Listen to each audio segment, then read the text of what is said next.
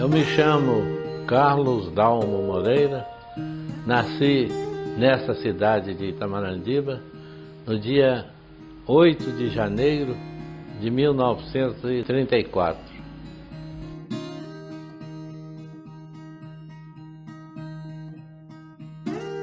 Me candidatei 4 vezes. A primeira vez em 1958 para prefeito desta cidade de Itamarandiba. Em 62 eu me candidatei a vereador. Em 1982 eu me candidatei a prefeito municipal. E em 2004 eu me candidatei a vice-prefeito de Itamarandiba.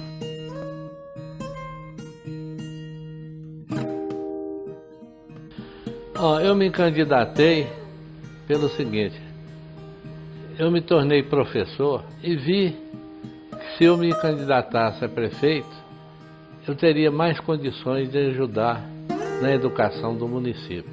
Bem, eu comecei não pensando em política, absolutamente, não pensava em ser candidato nem em política.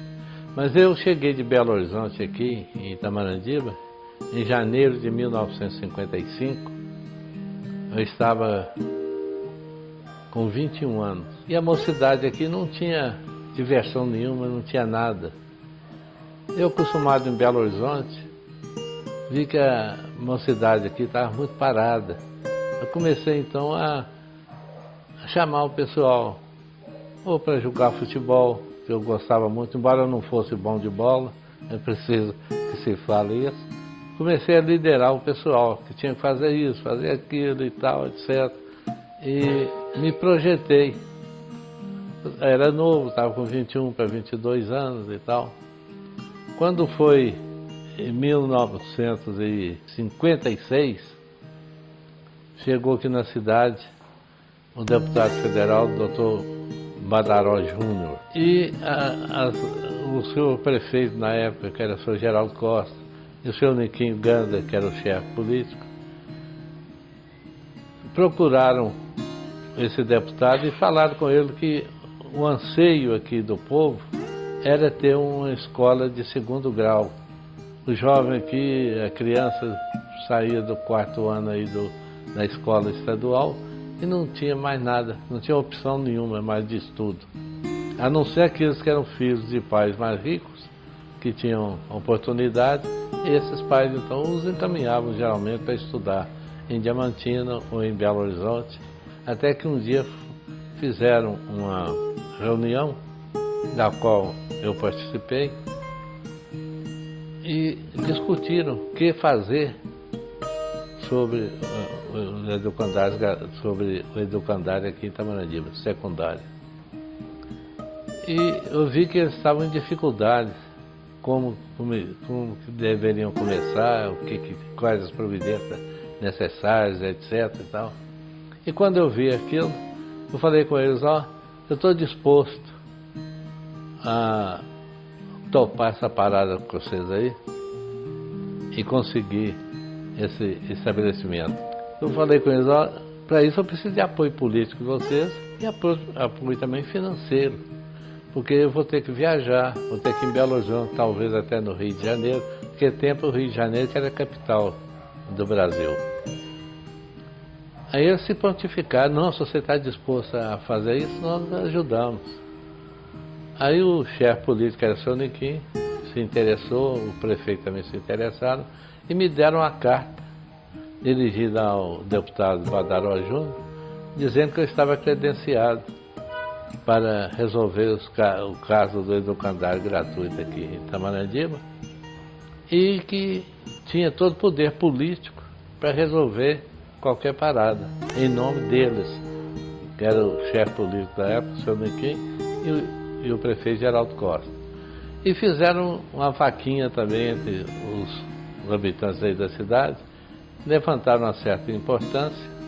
Naquele tempo o dinheiro valia muito, não é como hoje, né? Então, me entregaram a carta e o dinheiro. Então, com isso, eu fui para Belo Horizonte. Cheguei lá, o Badaró Júnior falou comigo, eu procurei o Badaró.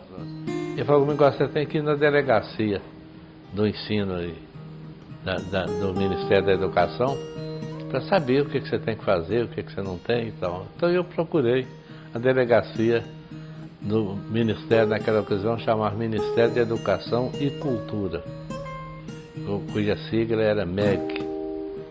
Então procurei o delegado, que chamava o senhor Aloísio, expliquei para ele, expus tudo para ele. Ele falou comigo, mas então você tem que providenciar a documentação. E essa documentação você vai ter que entregar no ano que vem, até o dia 31 de julho, para o estabelecimento começar a funcionar depois, lá em 1958. Falei com ele, não, mas nós estamos querendo que o colégio comece agora. Nós somos no mês de dezembro, nós queremos que o colégio já comece a funcionar em março. Falei, não, mas não tem condições, vocês já deviam ter apresentado esses documentos todos até 31 de julho desse ano para vocês terem esse direito. Falei, não, mas só não tem um jeito para a gente fazer alguma coisa rápida, não, porque nós estamos querendo, o colégio é urgente lá para nós e tal. Ele falou comigo, a única coisa que tem, é uma coisa praticamente impossível, é você conseguir, com o ministro da Educação e Cultura, uma portaria especial, criando naquele tempo se chamava ginásio, esse ginásio que você deseja. Mas é uma coisa impossível, porque ele está fora do prazo, do prazo de carência, etc. Dificilmente você vai conseguir. Eu falei, mas o senhor acha que eu posso conseguir? Ah, depende do ministro. Falei, eu vou tomar as providências. Aí conversei com o Badaró, falei com ele, ele falou, tem que esperar na hora que a gente puder ir lá no Rio de Janeiro e tal, na hora que acabar o recesso. Eu falei, não senhor, nós queremos fazer isso agora. Eu até vou comprar as passagens de avião para nós. No outro dia cedo nós pegamos um avião, descemos lá no Santos Dumont, no Rio de Janeiro, e de lá mesmo nós fomos direto para o Ministério. Parece que tudo estava dando certo. Nós chegamos lá, o ministro estava, e o Badaró, por sorte, ele era presidente da Comissão de Educação e Cultura na Câmara dos Deputados. Então ele tinha com influência sobre o ministro. Ele se apresentou lá ao secretário do ministro, falou que queria falar com o ministro. O ministro imediatamente veio nos atender. Nós fomos levados ao gabinete dele e ele nos atendeu e ele perguntou o que é que nós queríamos. Aí o Badaró falou assim, esse moço aí vai falar com o senhor o que é que quer. Aí eu expliquei para ele. Aí ele falou assim, eu vou chamar o diretor do ensino secundário aqui para saber se eu posso dar essa portaria e tal. Aí o diretor falou, aí, ministro, depende do senhor, se o senhor quiser dar uma portaria nesse sentido, tá bem.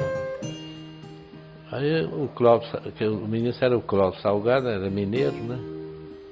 Falou que ele fez, pode bater a portaria lá que eu vou assinar. Aí eu fiquei muito alegre da hora, né? Com o Badaró também, nós conseguimos imediatamente a liberação do prédio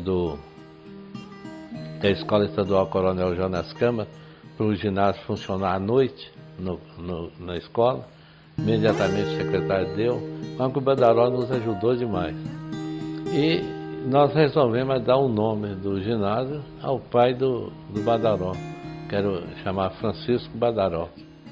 Então eu pensei no professor Raimundo Nonato Fernandes, que carinhosamente nós chamávamos de Mundinho do Mestre Olimpim, né? Era o Raimundo Nonato Fernandes, era professor em Belo Horizonte, filho daqui. Então eu procurei, lá em Belo Horizonte, fui a Belo Horizonte e procurei, Raimundo, expliquei para ele a situação, Raimundo, nós estamos organizando o colégio lá, já consegui a portaria de criação do colégio com o ministro e tal, já consegui o corpo docente, está tudo arrumado, mas o principal nós não temos, que é o diretor. Então eu vim fazer um apelo a você, se você pode assumir a direção do colégio e acabar de nos ajudar a organizar o colégio, etc., para o colégio ter condições de funcionar. porque você preenche os requisitos necessários para ser diretor do colégio. E pedi ao pai dele também, que tinha sido, o mestre Olimpinho, tinha sido professor aqui de ensino primário aqui em Itamandiba, pedi para ele, faça com que o Raimundo aceite isso aí. Aí o Raimundo aceitou e entrou para valer mesmo. Abraçou a ideia e tal, e começou a me ajudar. Conseguiu lá uns 4 professores, e esses vieram conosco. Vieram no dia certo para realizar os exames. Realizar os exames de admissão. O dia que eles chegaram aqui foi um festão. E começou, então, no dia 3 de março de 1957, começou-se então as aulas do ginásio Francisco Doró, debaixo de muita festa. Teve uma sessão cívica de instalação no colégio, onde compareceram muita gente, até de cidades vizinhas, me lembro de Capelinha, Veigente, etc., de outros lugares.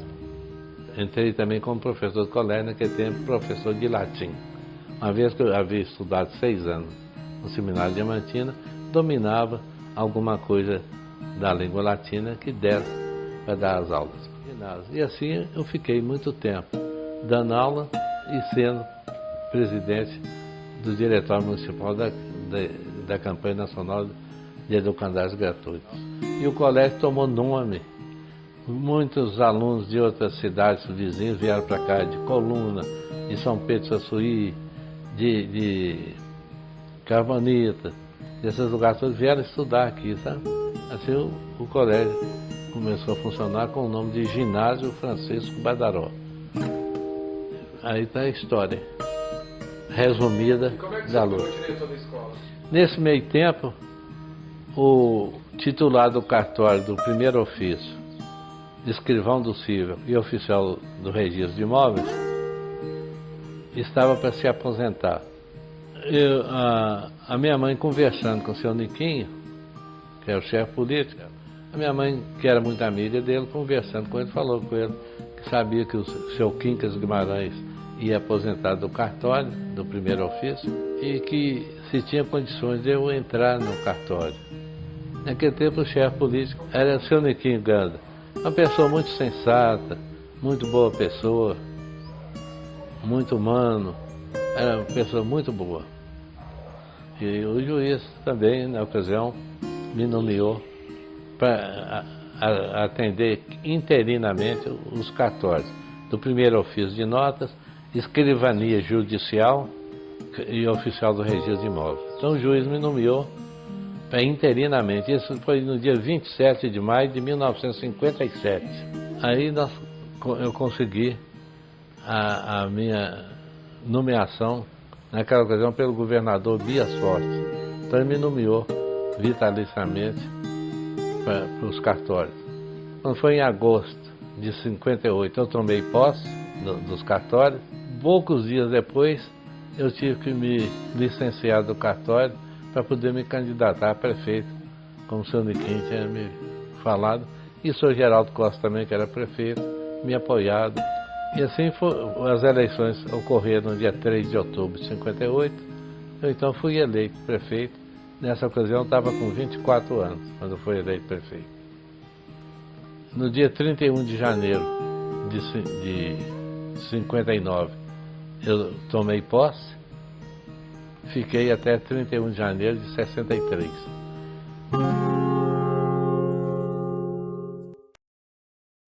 Naquele tempo, fazia parte do município de Itamandiba, Aricanduva e Carbonita. Tudo isso era do município de Itamandiba. De forma que a campanha, aqui em Itamandiba e nos outros distritos, fora Aricanduva, foi muito pacífica, porque eu tinha influência enorme, passei a ter uma influência muito grande no município todo, de forma que quase que nós não tivemos assim, aqui mesmo, opositores, porque o candidato, meu adversário, era de Aricanduva, era o seu Onofre de Melo, uma pessoa até muito boa, um rapaz esclarecido, tinha morado muito tempo em São Paulo, etc. Mas não tinha influência nenhuma no resto do município, só em Aricanduva, é claro, né? E lá então, ele se candidatou e lá nem eu fui lá, em Aricanduva, durante a campanha. Porque era bobagem eu ir, porque ele dominava completamente o distrito lá.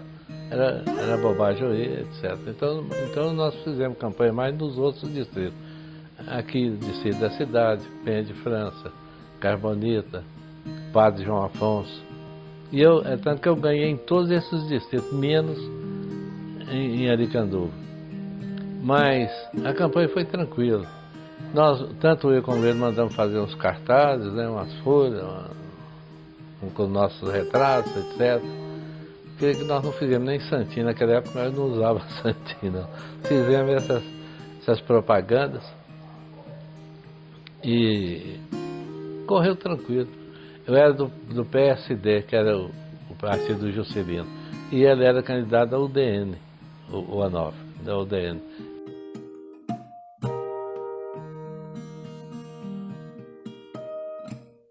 Naquele tempo era muito difícil o contato da gente com os poderes públicos, e a prefeitura aqui muito pobre. Então a minha maior dificuldade era justamente conseguir recursos junto aos poderes públicos, quer seja governador, o presidente da República. Eu cheguei a ir a Brasília, que durante o meu tempo de mandato foi que Brasília tornou-se capital federal, foi em abril de 1960.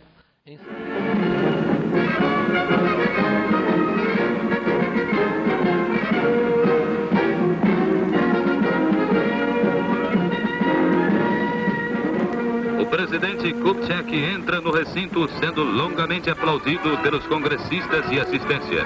O vice-presidente João Goulart fala sobre a significação daquela solenidade, que contou também com a presença do cardeal Cerejeira, todos os embaixadores em missão especial, governadores dos estados, ministros e representantes dos demais poderes da República.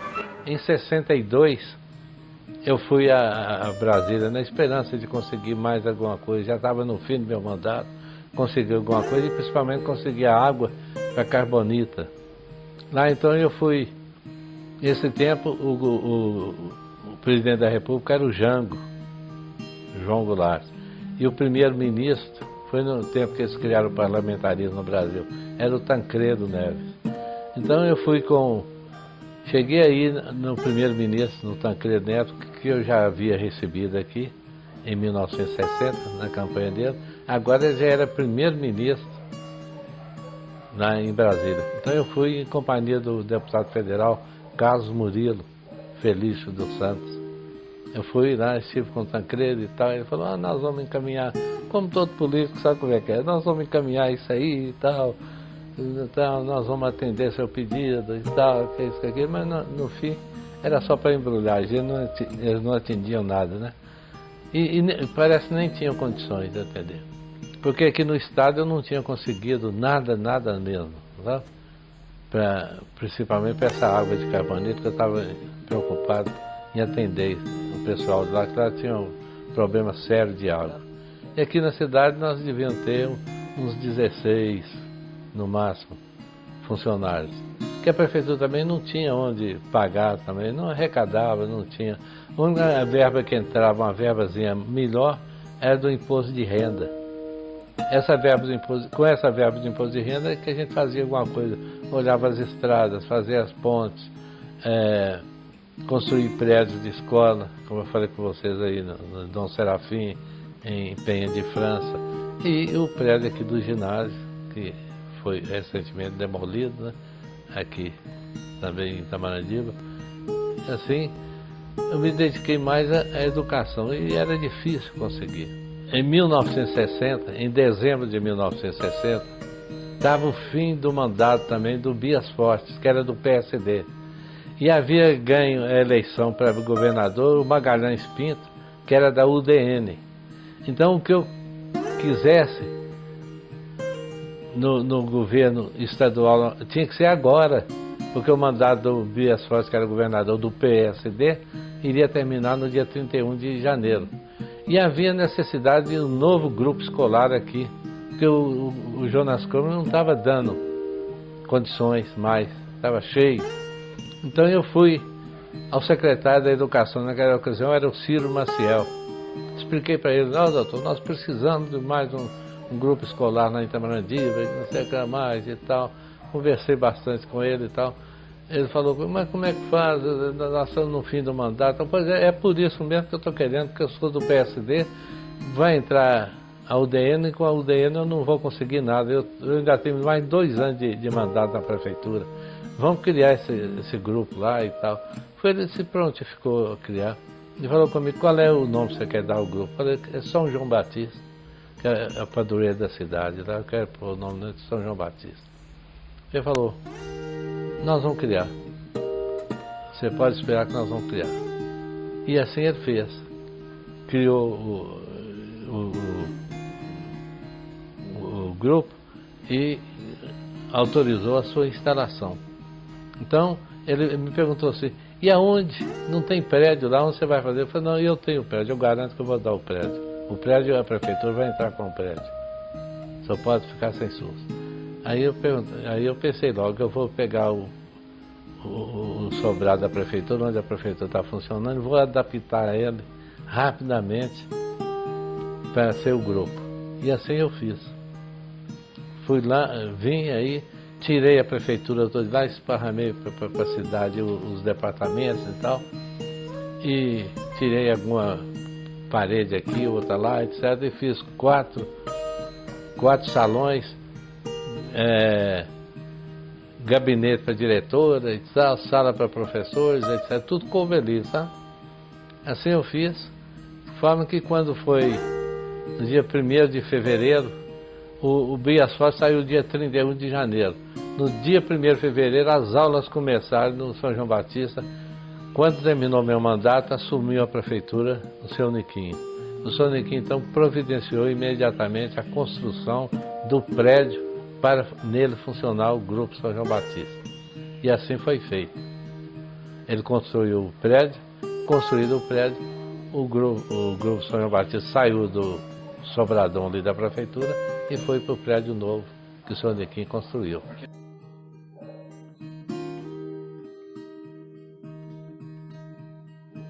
Não, absolutamente, não arrependo de nada, porque tudo que eu pude fazer e que era preciso fazer foi feito.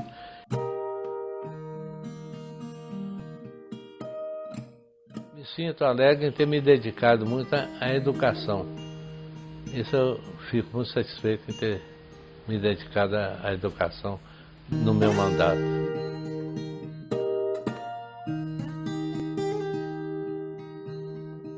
A minha maior lembrança é a minha dedicação à educação, né? E com isso nós conseguimos manter o ginásio Francisco Badaró, que era gratuito. A prefeitura ajudou muito para poder se manter o ginásio Francisco Badaró. Construímos um prédio de escola em Dom Serafim. Construímos um prédio de escola também em Penha de França. E outra coisa importante também, havia muita necessidade das escolas rurais, nas fazendas, etc., onde o povo, naquele tempo, não tinha como hoje ônibus para transportar gente para cá, não. Tudo era na roça. Aliás, existiam poucas estradas de rodagem, porque nós nem conhecíamos trator. As estradas que tinham eram abertas a picareta e chibanca. Então, eu conseguia, com os fazendeiros e até pequenos sitiantes que interessavam em educar a família, eu combinava com eles o seguinte: eu pago a professora, a prefeitura paga a professora para vocês, e vocês arranjam uma sala lá qualquer para ela dar aula. E vocês, então eu falo com vocês, às vezes na própria casa de vocês têm uma filha, ou a esposa e tal, que pode ser professora, vocês põem a professora, então a gente manda outra professora de fora, vocês dão um abrigo a elas lá na casa de vocês, para poder funcionar a escola. E assim eu abri muita escola rural. Creio que quando eu saí da prefeitura tinha 54 escolas rurais. E quando eu entrei tinha acho que 18 só. essas escolas rurais desse jeito, né?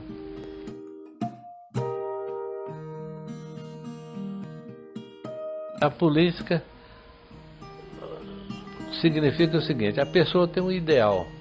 O político entra, o bom político entra na política com um ideal, fazer alguma coisa em favor do povo, em favor dos necessitados, olhar o que mais necessita o povo para ali fazer alguma coisa, e foi o que me levou e que deve levar o político a fazer isso. Então, por exemplo, quando eu entrei para a prefeitura, como eu era professor e vi que havia necessidade de muita educação no nosso município, eu me dediquei à educação. Foi com esse intuito que eu entrei na política, principalmente com esse intuito de melhorar a educação no nosso município. E foi o que eu procurei fazer e consegui fazer alguma coisa. Agora, a política nacional, a gente pode falar que é uma vergonha total, né? É uma vergonha. Hoje em dia, como eu sempre digo, não vai aos postos eletivos, quer ser legislativos, mesmo no executivo, e também no judiciário. Mas principalmente no legislativo, vai à Câmara, às câmaras, aqueles que têm dinheiro, que pode comprar voto, que pode ter recursos para se projetar, etc. Aquelas pessoas, os grandes juristas que podiam estar nas câmaras legislando, como antigamente existia, por exemplo, o Pedro Aleixo, o Milton Campos, um Aliomar Balheiros, um Prado Kelly, entre muitos outros grandes juristas que foram também políticos, esses sim sabiam redigir leis que se impunham ao país, né? Hoje, muitas vezes, se faz uma lei hoje, amanhã tem que fazer uma outra consertando aquela, que aquela está errada, não sei o que e tal, aquela não deu certo, não foi praticável, etc. Então você vê que é uma vergonha. E a gente vê os exemplos aí do político, principalmente no campo da corrupção, é um absurdo, né? É um absurdo, uma corrupção total em todos os poderes, né? Infelizmente, é o que se viu, que se vê de uns anos para cá, né? Tem acontecido. Nós esperamos que às vezes o país volte a escolher bons políticos, políticos corretos, honestos, como usar em quase todas as câmaras, tem políticos bons, honestos, mas são poucos que não conseguem fazer frente aos maus políticos. Vamos esperar que o Brasil tome uma atitude aí qualquer para sanar tudo isso que se encontra aí e ver se o Brasil então vai para frente. Assim nós esperamos, né?